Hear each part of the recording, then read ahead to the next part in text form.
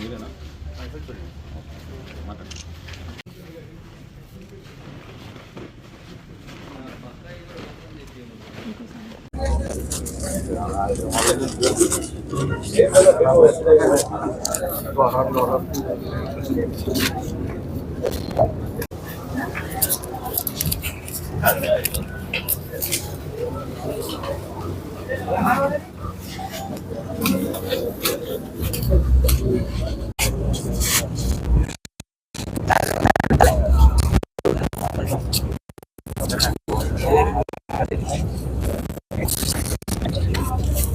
ఏమంటున్నారు?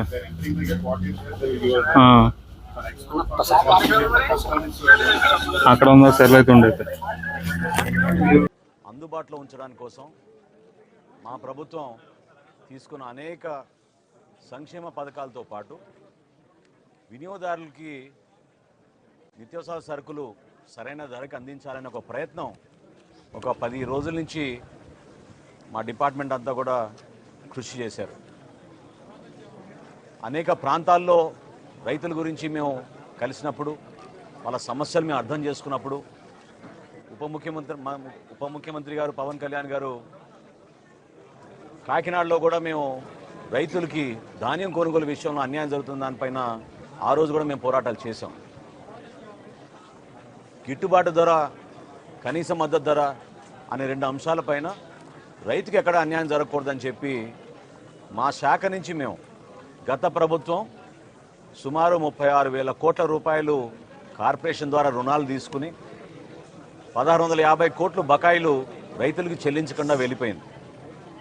అయినా కానీ ఇంత క్లిష్ట పరిస్థితుల్లో, ఆర్థిక ఇబ్బందుల్లో గౌరవ ముఖ్యమంత్రి గారి చొరవతోటి, ఉప ముఖ్యమంత్రి గారు చూపించిన చొరవతోటి 1000 కోట్ల రూపాయలు తక్షణమే ఆర్థిక సాయం ఏదైతే రైతులు మేము చెల్లించాలో 1,600 కోట్ల నుంచి 1000 కోట్ల రూపాయలు మేము ఆల్రెడీ చెల్లించాం.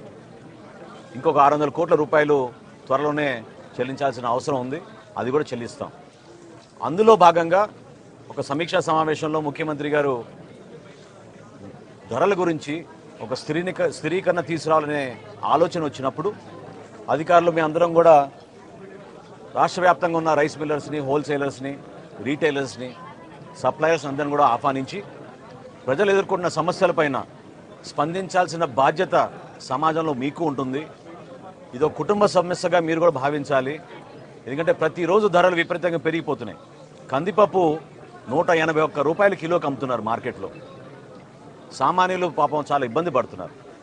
వాటి గురించి చర్చించినప్పుడు వాళ్ళందరూ కూడా పెద్ద మనసుతోటి రాష్ట్ర వ్యాప్తంగా ఒకే ధర అందించాలనే ఒక ఆలోచనతోటి ఒక 4 రోజులు కసరత్తు చేసి మా అధికారులంతా ఈ రోజున సుమారు 284 అవుట్లెట్లలో ఈరోజు కందిపప్పు ప్రతి వినియోగదారుడికి కేవలం 160 రూపాయలు కిలో చొప్పున అందిస్తున్నాం.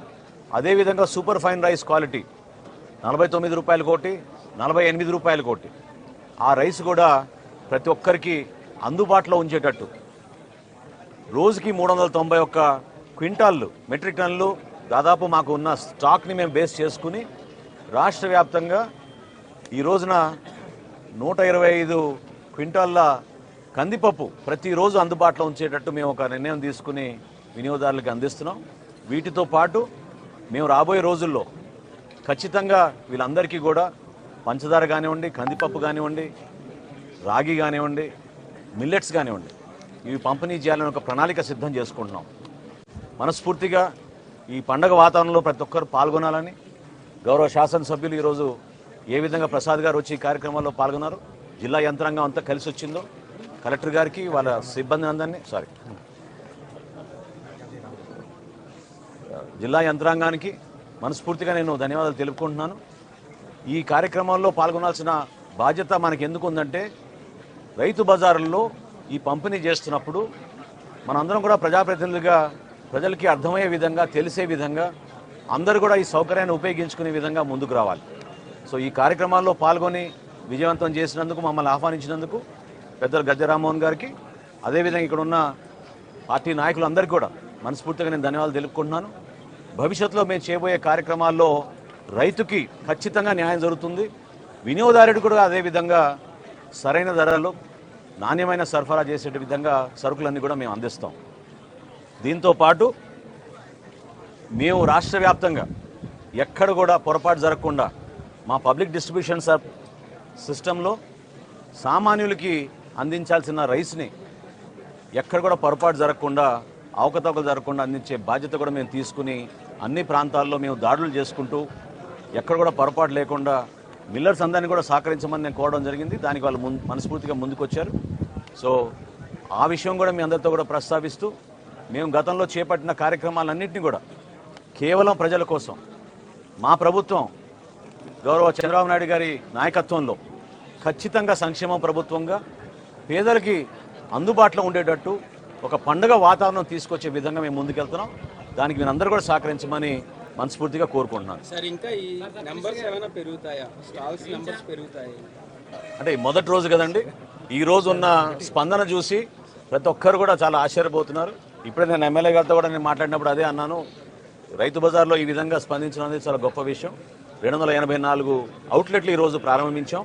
ఇది కేవలం రైతు బజార్లే కాదు, మన రాష్ట్రంలో ఉన్న హోల్సేలర్స్ అందరూ కూడా, రీటైలర్స్ అందరూ కూడా ఇదే ధరకు అమ్మాలనే ఒక నిర్ణయానికి వచ్చాం.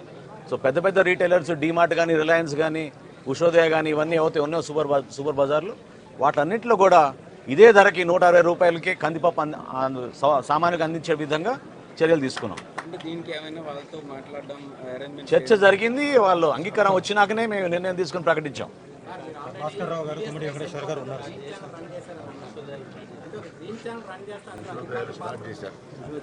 ఏమండి,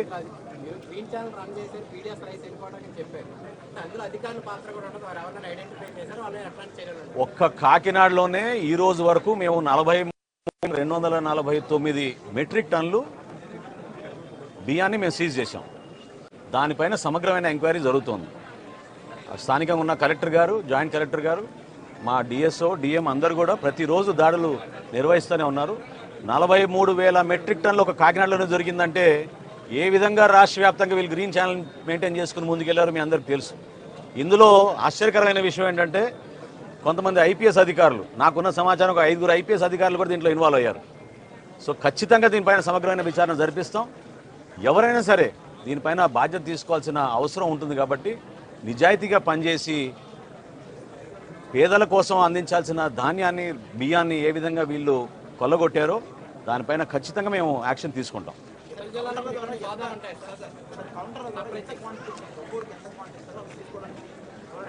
బియ్యం 5 కిలోలండి, కందిపప్పు 1 కిలో అండి.